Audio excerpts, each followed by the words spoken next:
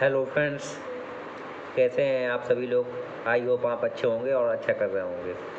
आज का जो टॉपिक है वो हमारा है डिस्ट्रीब्यूशन ऑफ पार्टिकल्स इन के अनइक्वल साइज कंपार्टमेंट। अभी तक मैंने जो पढ़ाया था आपको कि डिस्ट्रीब्यूशन हमें करना है, पार्टिकल का अरेंजमेंट करना है टू इक्वल साइज के कंपार्टमेंट में। ठीक है, तो हमारा क्या आया था, प्रोबेबिलिटी वो आ गया। अब हमें पता करना है कि डिस्ट्रीब्यूशन ऑफ पार्टिकल इन के अनइक्वल साइज कंपार्टमेंट, इसमें कितना नंबर ऑफ बेस आएगा हमारा, ये हमें पता करना है।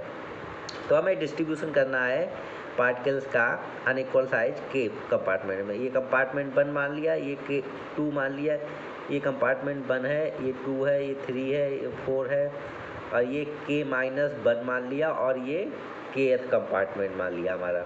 अब सबका साइज अनइक्वल है, किसी का ज़्यादा है, किसी का कम है। हमें अब पार्टिकल को क्या करना है, डिस्ट्रीब्यूट करना है इसमें।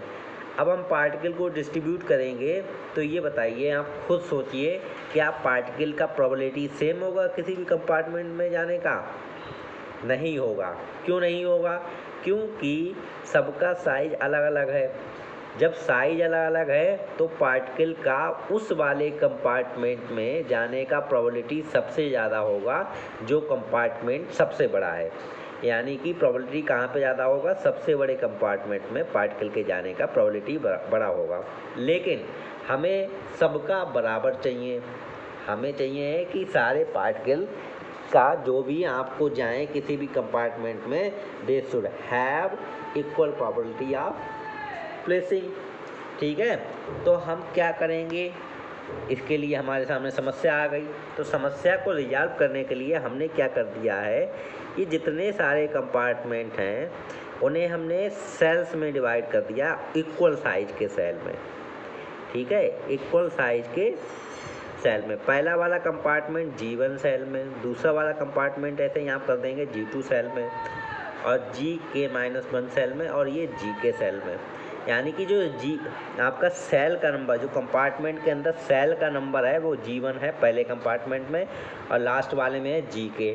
ठीक है, अब ये कंपार्टमेंट के अंदर जो सेल है वो सेल तो क्या है, इक्वल साइज के हैं। अब कोई भी पार्टिकल हमारे G1 सेल में से, ये पहले कंपार्टमेंट में G1 सेल में है, तो जिसमें भी जाएगा तो प्रोबेबिलिटी हमारा इक्वल हो जाएगा, क्योंकि हमारा क्या है, किसी भी सेल में जाने का प्रोबेबिलिटी इक्वल हो जाएगा, क्योंकि सारे का साइज और शेप क्या है, इक्वल है, एक सेम साइज के हो गए ना। तो इसलिए हमारा पहला जो पार्टिकल है, पहला पार्टिकल हम भेजते हैं, मान लीजिए G1 सेल में पहला पार्टिकल भेजते हैं, तो पहला पार्टिकल वो G1 सेल में से किसी भी सेल में जा सकता है। तो G1 सेल में से जब वो किसी भी सेल में जाएगा तो पहला पार्टिकल मान लेते हैं, पहला पार्टिकल गया तो आपके पास नंबर ऑफ बेस कितने होंगे, G1 बेस होंगे।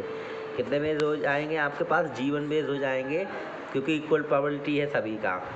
फिर दूसरा पार्टिकल की बात करते हैं। दूसरा पार्टिकल क्योंकि देखिए हम अभी क्या पढ़ रहे हैं, क्लासिकल स्टैटिक्स या Maxwell distribution statics, Maxwell statics पढ़ रहे हैं। तो उसमें पाउली एक्सक्लूजन लॉ का जो होता है वो हमारा डू नॉट फॉलो होता है, फॉलो नहीं होता है। इसलिए क्या होता है कि जो हम किसी भी इस वाले सेल में, किसी भी सेल में कितने भी नंबर ऑफ पार्टिकल को प्लेस कर सकते हैं। तो पहला जो पार्टिकल है वो भी क्या है, दूसरा पार्टिकल है वो भी किसी भी सेल में जा सकता है, और किसी भी सेल में जा सकता है तो उसका भी Gi क्या होगा, बेस होगा। यानी कि अगर हम दो पार्टिकल को इनमें भेजें तो हमारे पास G1 का स्क्वायर बेस हो जाएंगे। कितने बेस हो जाएंगे, दो पार्टिकल को प्लेस करने में, अगर पहले कंपार्टमेंट में G1 सेल में हम प्लेस करें पार्टिकल को तो हमारे पास G1 का स्क्वायर बेस हो जाएंगे। ठीक है, अब वैसे ही अगर हम n पार्टिकल की बात कर लें, अगर n पार्टिकल की बात करें हम, Ni पार्टिकल की, n के पार्टिकल की, तो हमारा क्या हो गया, Gk की पावर n के, यही तो हो जाएगा, Gk की पावर n के हो जाएगा। के कंपार्टमेंट की बात करें, अगर n के पार्टिकल हम प्लेस करेंगे तो इक्वल प्रोबेबिलिटी होगा Gk की पावर n के। अगर हम n के की पार्टिकल की बात करते हैं, ठीक है, मान लेते हैं हमारे पास टोटल पार्टिकल n है। कितने हैं टोटल पार्टिकल, n है। उनमें से पहले वाले में हमने क्या रखना है, n1 पार्टिकल को प्लेस करना है। N1 पार्टिकल को चूज़ करना है तो क्या होगा हमारा प्रोबेबिलिटी क्या होगा, एन हमारा नंबर ऑफ बेस क्या होगा, NCN1, ये नंबर ऑफ बेज हो जाएगा।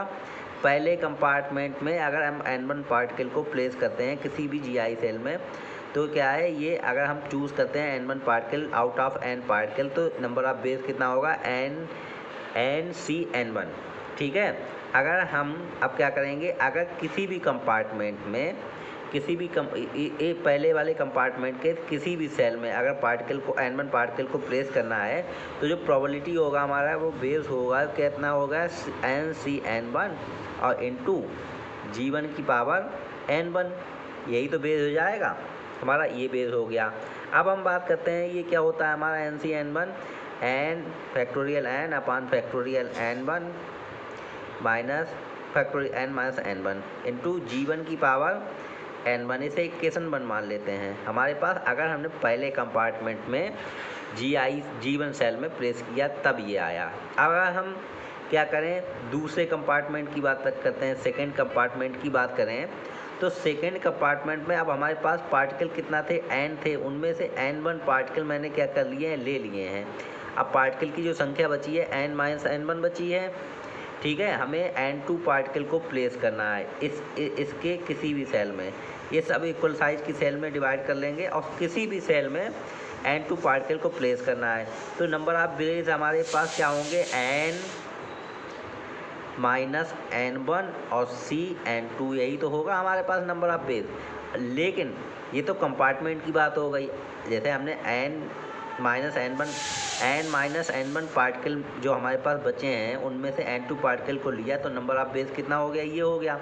लेकिन अब हम प्लेस करेंगे किसी भी सेल में, G2 सेल में, तो G2 की पावर क्या हो जाएगा हमारा, N2, यही तो हो जाएगा G2 पावर N2।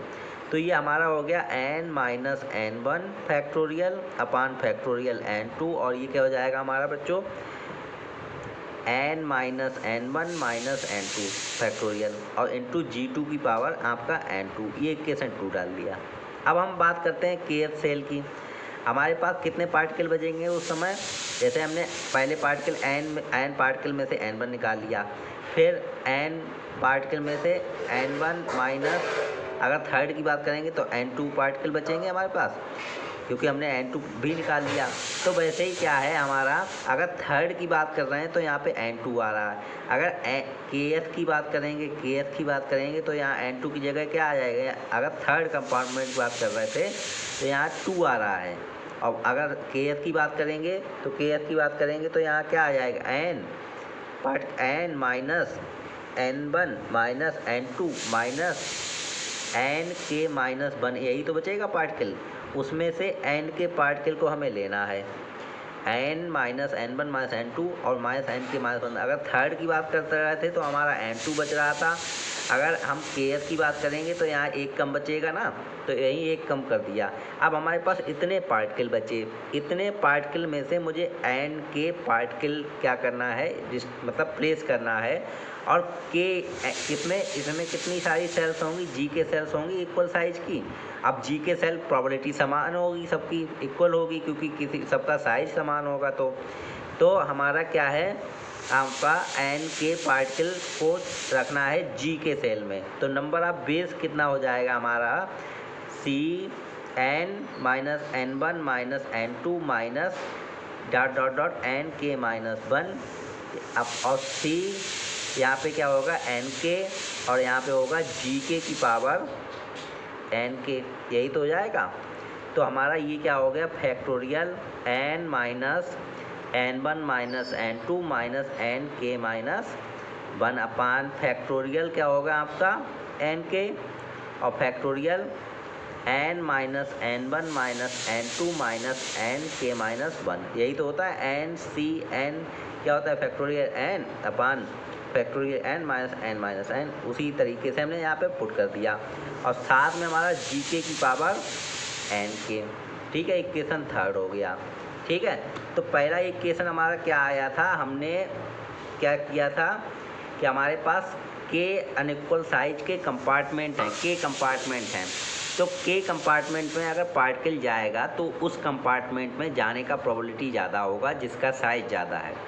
लेकिन हमें ऐसा नहीं चाहिए। तो हमें ऐसा नहीं चाहिए तो हमें चाहिए प्रोबेबिलिटी इक्वल सभी में जाने की। तो हमने क्या है, हर कंपार्टमेंट को इक्वल नंबर इक्वल साइज के सेल में क्या कर दिया, डिवाइड कर दिया। पहले को G1 सेल में, दूसरे को G2 सेल में, लास्ट वाले को GK सेल में।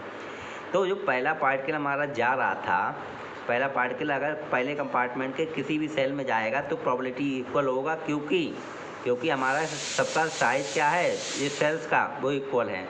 तो पहला पार्टिकल किसी भी सेल में जाएगा, G1 सेल में जाएगा तो G1 बेस हो गया। दूसरा पार्टिकल किसी भी सेल में जाएगा तब भी G1 सेल होगा पहले कंपार्टमेंट में। तो अगर दो पार्टिकल को प्लेस करना चाहें तो G1 की power 2, G1 into G1 power 2 base हो जाएगा। तो वैसे ही अगर हम n के पार्टिकल रखना चाहें G के सेल में तो G की पावर n के हो जाएगा। अब हम मान लेते हैं हमारे पास टोटल पार्टिकल कितना थे, n थे, और उनमें से n1 पार्टिकल को हमें इसमें प्लेस करना है। तो n1 पार्टिकल देखो, n पार्टिकल में से n1 पार्टिकल को चूज़ करना है तो NCN1 हो जाएगा। लेकिन पहले कंपार्टमेंट में के किसी भी सेल में हमें पुट करना है, प्लेस करना है पार्टिकल्स को, तो NCN1 पार्टिकल को प्लेस कर दिया। नंबर ऑफ बेस ये हो गया इंटू G1 की पावर n1 हो गया, क्योंकि ये आपका बेस, ये वाला बेस, दोनों बेस की मल्टीप्लाई हो गई।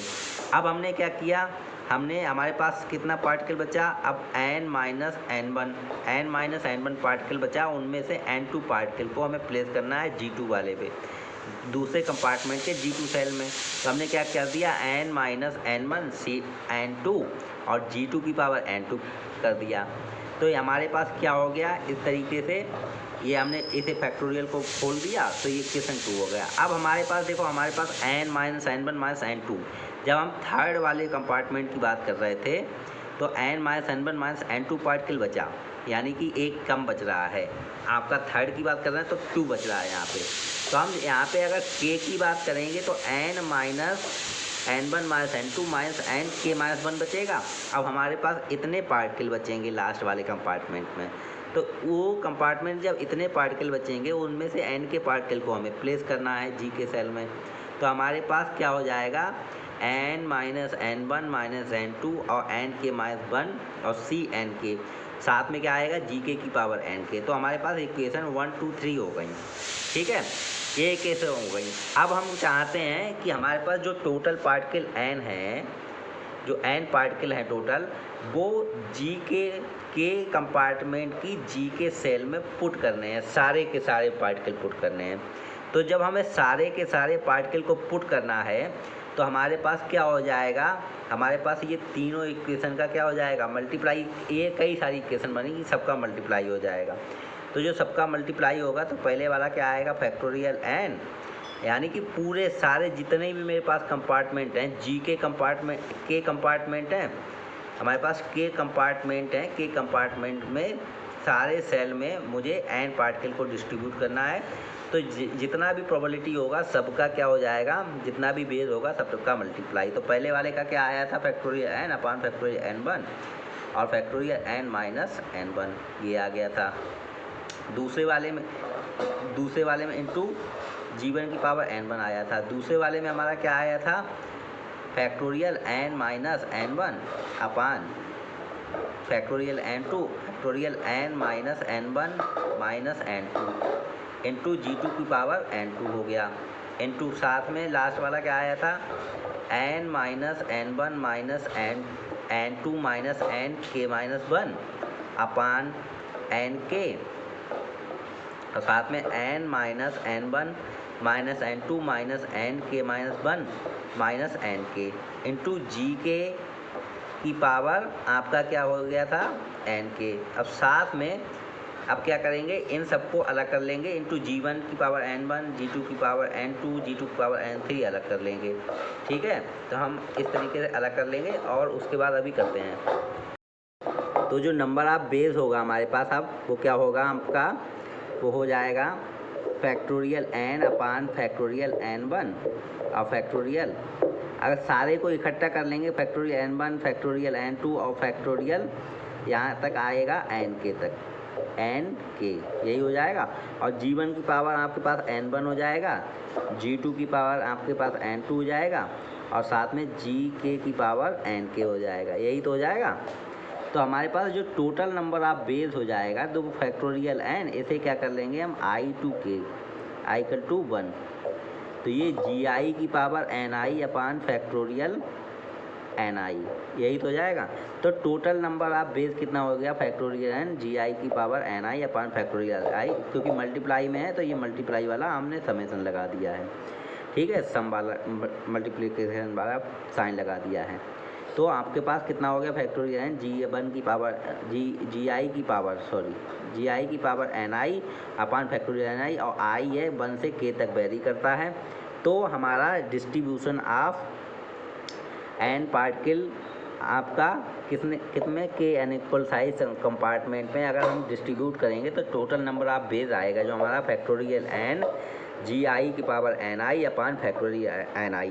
तो आज ये टॉपिक हमें लगता है कि आपको अच्छे से समझ में आया होगा, और आप अगर समझ में आया हो तो इसे ज़्यादा से ज़्यादा शेयर करिए। ओके बच्चों, आज के लिए इतना ही, धन्यवाद।